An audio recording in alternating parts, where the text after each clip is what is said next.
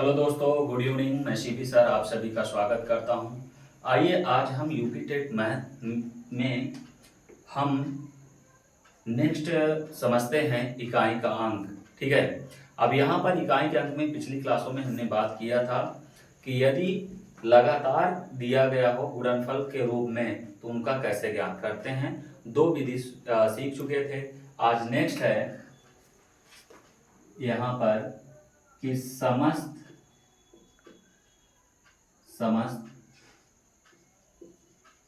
विषम संख्याओं के गुणनफल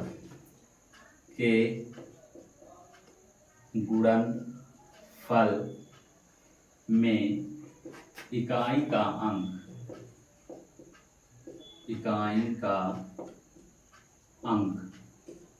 जो इकाई का अंक होता है वो कितना होगा? 5 होगा।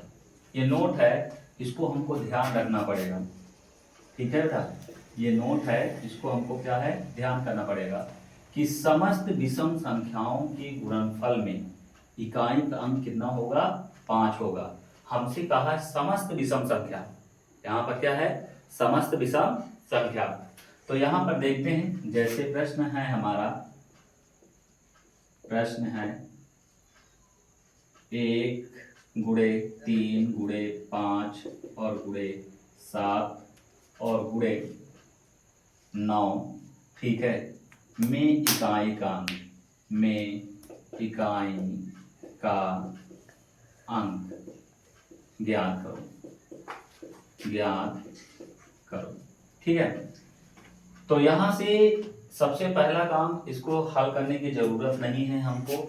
ठीक है, हमने बताया कि क्या है, समस्त विषम संख्याओं के बारे में जब बात आएगी तो वो इकाई का अंक कितना होगा? 5 होगा। लेकिन क्या ये सही है या गलत है, इसको देखते हैं। तो देख लेते हैं, क्वेश्चन में हल करते हैं बेटा। यहाँ पर 1 गुणे 3 गुणे 5 और गुणे 7 गुणे 9, तो यहाँ से 1 तिक्के 3, अब 3 और 5 का गुणा 3 बचे 15, 5 आया बेटा। ठीक है, यहाँ पर 5 आया, 5 और 7 का गुणा 7 बचा 35, 5 आया, 5 और 9 का गुणा करेंगे तो ये आ जाएगा 9 बचा 45। तो इकाई का अंक जो आया हमारा, ठीक है, इकाई का अंक कितना आया? इकाई का जो अंक है बेटा वो कितना आया? 5। यही हमारा क्या हुआ? आंसर। ध्यान से देखिएगा, मैंने ये छोटा सा इसलिए लिया कि आपको करके दिखा सकूं कि ये सही है या गलत है। ठीक है, तो यहाँ पर हमने जो नोट लिखा है कि समस्त विषम संख्याओं के गुणनफल में इकाई का अंक कितना होता है? 5। और हमने कुछ लिया है, यहाँ से देख लीजिए, ये हमारे सारे के सारे विषम संख्या हैं और इन विषम संख्याओं को यदि हम गुणा करते हैं तो इकाई का अंक कितना आया? 5 आया। ठीक है, तो नेक्स्ट क्वेश्चन देखते हैं। प्रश्न है 37 39 41 43 45 47 49, ठीक है, 51 में इकाई का अंक ज्ञात करो। ठीक है, हाँ, ध्यान दीजिए बेटा, 37 गुणे 39 गुणे 41 गुणे 43 गुणे 45 और गुणे 47 गुणे 49 और गुणे 51। ठीक है, हमने ये देखा कि यहाँ पर जो भी संख्या दी गई है, ध्यान से समझना बेटा, यहाँ पर जो भी प्रोसेस दिया गया है ये सारे के सारे क्या हैं? विषम संख्या है। और यदि ये विषम संख्या है तो हमको गुणा करने की जरूरत नहीं, ये हमारा नोट है, लिखा है, तो हम यहाँ पर कहेंगे इकाई का अंक। ठीक है, इकाई का अंक जो होगा वो कितना होगा बेटा? 5 होगा। और ये 30 सेकंड का है, 30 सेकंड में हमको शायद है कि 30 सेकंड भी नहीं लगेंगे, 2 सेकंड भी नहीं लगेंगे। हमने प्रश्न पढ़ा और देखा, ठीक है, और आंसर हमारा 1 सेकंड में आ गया, ये 5। ठीक है, क्या ये समझ में आया? फिर इसके बाद हम समझते हैं, जैसे कि कोई भी संख्या और हम ले लें, यहाँ पर ध्यान से देखना। प्रश्न है कि जैसे मान लो 41, 43 और 45 डॉट डॉट डॉट, हम इसको ले जाते हैं 999। ठीक है, ध्यान देना, ये है में इकाई का अंक, में इकाई का अंक ज्ञात करो। ठीक है, तो यहाँ पर हल करते हैं बेटा, तो हल करते हैं तो यहाँ पर क्या मिलता है, ध्यान दीजिए, 41 गुणे 43 गुणे 45 और गुणे डॉट डॉट डॉट 999। सबसे पहले देखा हमने कि जो दी गई संख्याएं हैं ये सारी की सारी विषम संख्या है, और यदि ये विषम संख्या है तो हम जानते हैं कि इकाई का अंक क्या होगा 5 होगा। तो हम यहाँ पर लिखेंगे आंसर में कि इकाई का अंक बराबर कितना 5। क्या ये समझ में आया? ठीक है, यदि ये समझ में आया हो तो हम देखते हैं यहाँ पर नेक्स्ट पार्ट। ठीक है, यहाँ पर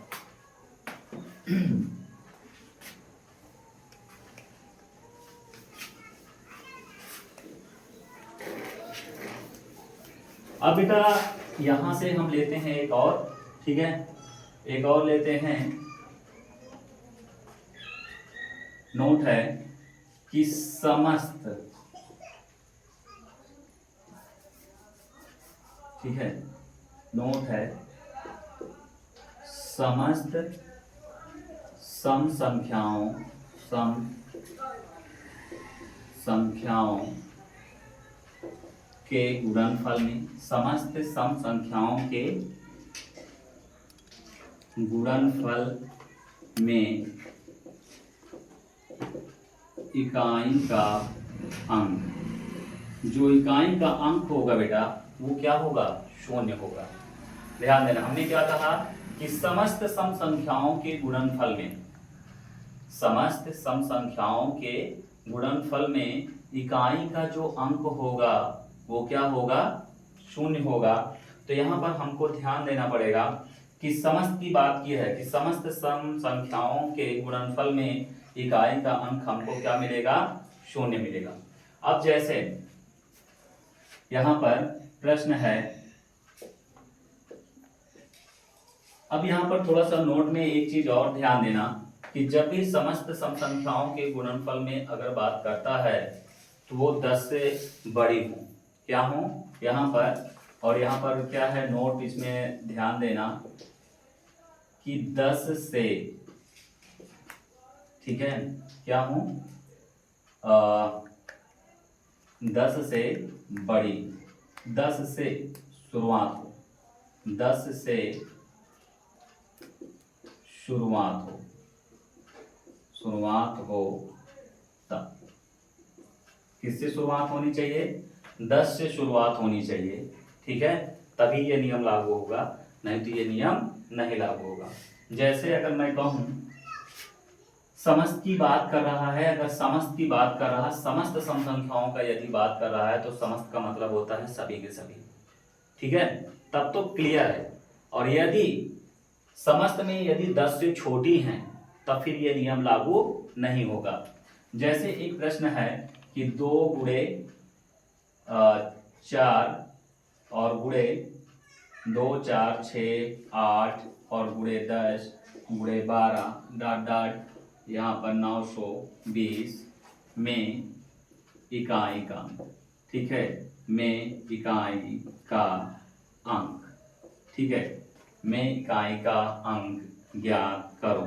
ठीक है, ज्ञात करो। अब यहाँ पर हमको ध्यान देना पड़ेगा कि जैसे ही ये है तो यहाँ पर 2 गुणे 4 गुणे 6 गुणे 8, ठीक है, गुणे 10 गुणे 12 डॉट डॉट 920।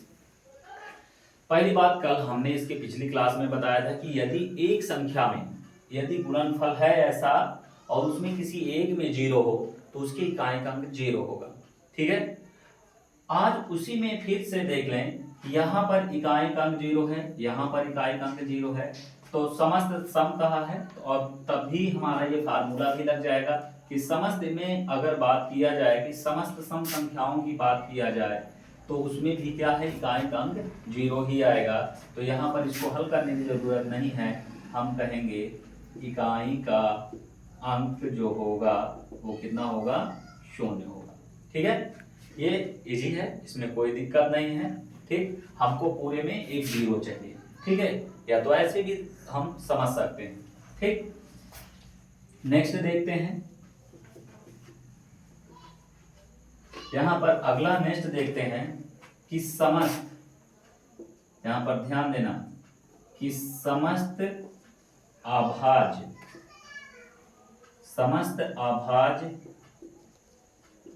संख्याओं के गुणनफल में इकाई का अंक 0 होता है।